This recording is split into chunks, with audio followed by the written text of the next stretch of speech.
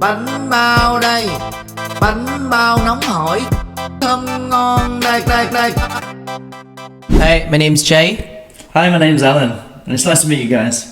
Okay, so we're here to help you improve speaking part 1.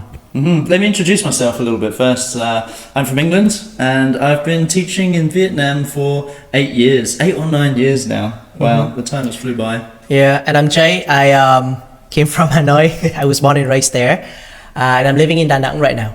Me too. What a beautiful city. Yeah, beautiful coastal city. Yeah, I wish it was my hometown. And that's what we're talking about today. We're on the topic of hometowns, and particularly how to answer that question in speaking part 1. Right. So one thing that I've noticed from a lot of my students is that they tend to a little bit over dramatic, and they say something that is a little bit too much in terms of vocabulary or grammar. What do you think? Yeah, I agree. Often students try to use really high level vocabulary in speaking part 1 when they really don't need to. You know, the topics are always familiar topics. You know, where's your hometown? Can you describe your hometown? Students will memorize their answers. They'll memorize vocabulary, which is not natural. Sometimes it sounds like they're in a debate, right? Or they're like the president of the USA. And that's just not speaking part 1. Speaking part 1 is about showing your fluency about familiar topics.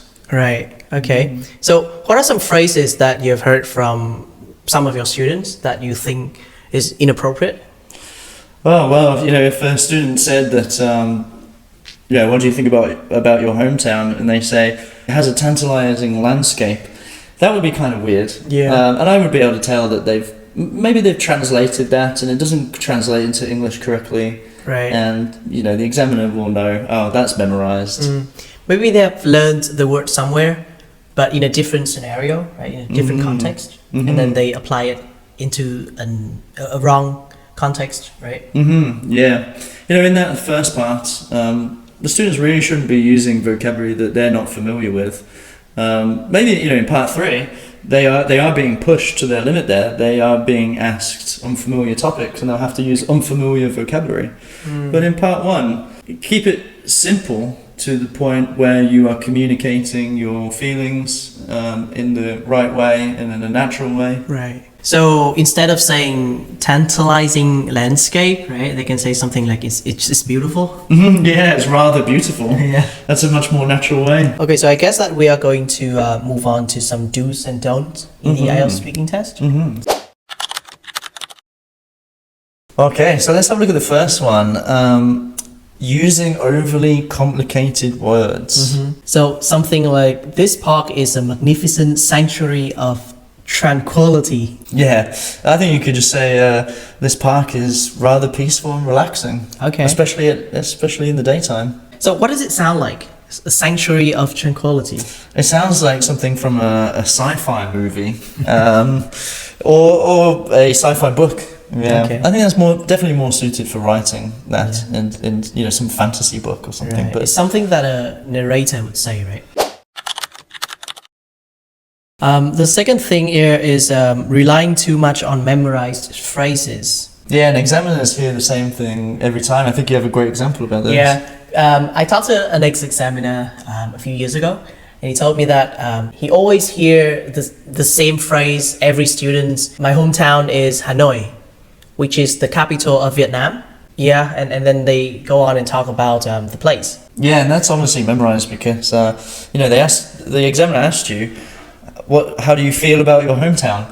And you start giving facts about its location, and then you're talking about Vietnam, and that wasn't the question. Yeah, and I think it's really obvious to everyone that Hanoi is the capital of Vietnam. Everybody knows it, and everybody says it. Yeah. I think it's just a little bit annoying for the examiner. Speaking in long, complex sentences. Yeah, I have an example here. There exists a recreational area in my vicinity that garners substantial admiration from indigenous inhabitants on weekends. Indigenous inhabitants, wow. What would you say? Well, I think they're trying to say locals. Yeah, I think so, yeah. If I hear indigenous inhabitants, you know, I'm thinking about something from a science book. That might be a study about the ethnic minorities. Right. But Then locals. we just go talking about people where they live, right? Yeah, they're just talking about the local people. Yeah. Okay. And I think, using that sort of more colloquial language, like locals, it is really quite high up in the band descriptors.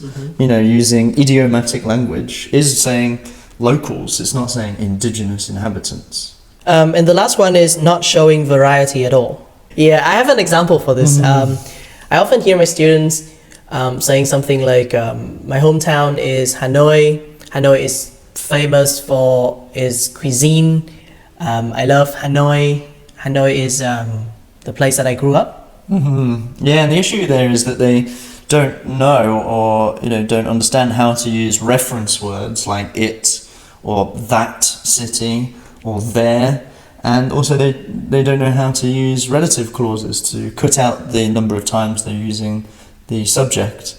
So it's a lot more natural to say, I'm from Birmingham, I grew up there, it's a great place to live. Right, so you use something like there, right? Yeah, and then for the relative clause, Birmingham is a beautiful city which has many great bars and restaurants. Right. Instead of Birmingham is a great city, Birmingham has a lot of great restaurants. Right, okay. That relative clause, Birmingham is a great city, which takes the place of Birmingham, so it doesn't get boring for the examiner to hear Birmingham.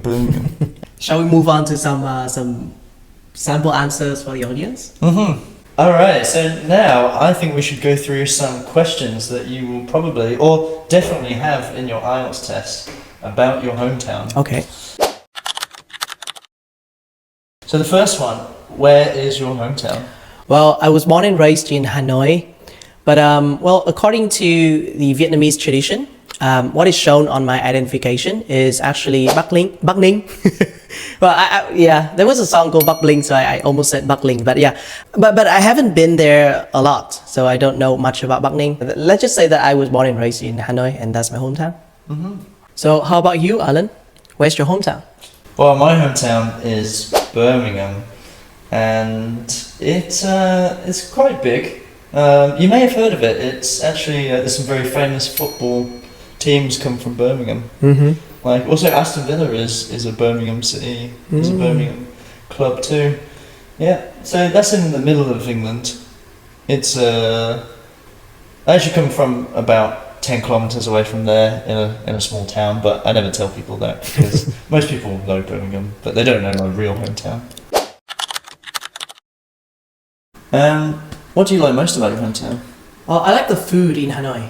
I've been to many major cities before. I've been to Ho Chi Minh City, Da Nang, Đà Lạt, and all of those places just cannot have the taste of the food that I had in Hanoi. So yeah, I really missed the cuisine there. Maybe when I go back to Hanoi the next time, I'll try some of the foods that I used to eat when I was young. So Alan, what do you like about your hometown? My hometown? I really like the countryside around my hometown. Everyone, on the outer parts of Birmingham, everybody has a garden, there's lots of parks, so it's just for me it's the access to nature that I really miss and that I like the most. Okay, on to the third question. So, what did you play when you were a child in your hometown? Well, I can't really remember, but if I can recall correctly, it was probably the game called Bịt mắt bắt dê. It was a game where you have to, be blindfolded, and then you have to catch other people in order to win. So yeah, it was fun. I played it with a couple of kids in my neighborhood. Yeah. Well, so Alan, what did you play in your hometown when you were a child? When I was a child, I was really into skateboarding. So I used to go to the skate park all the time, and I used to get hurt a lot, and so I gave that up pretty quick, actually. Okay. So we're on to the fourth and final question here, and it is, if you could, what would you change about your hometown? Oof, I think it's a difficult one. Alright, so if I were a governor in my hometown, I would definitely change the public transport system.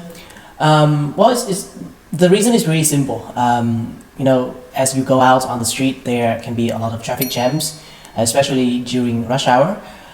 So having a better public transport system would definitely help the people, right, to choose buses or other types to move around, and that would definitely alleviate the traffic problems.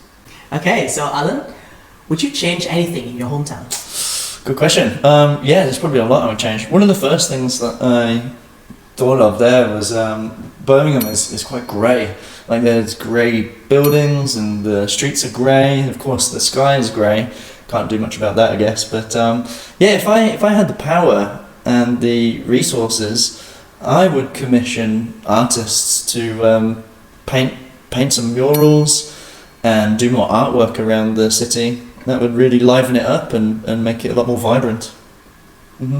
All right, so we have gone through a lot of different things today. Yeah, let's recap. So one of the first things we talked about was not making your answer too simple, but also not overcomplicating it and using memorized phrases. And we have talked about some do's and don'ts. Then we gave examples. We gave some terrible examples that I don't think anyone would ever use comfortably. I didn't. It wasn't comfortable for me.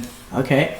And finally, we did some natural answers. We gave some natural answers to some very common IELTS questions. all right, so what native speakers would do or what I would do in the real test. So remember, everyone, have fun, relax, don't overthink it. be confident. Yeah. And we hope you've enjoyed this video. All right, so see you next time. See you.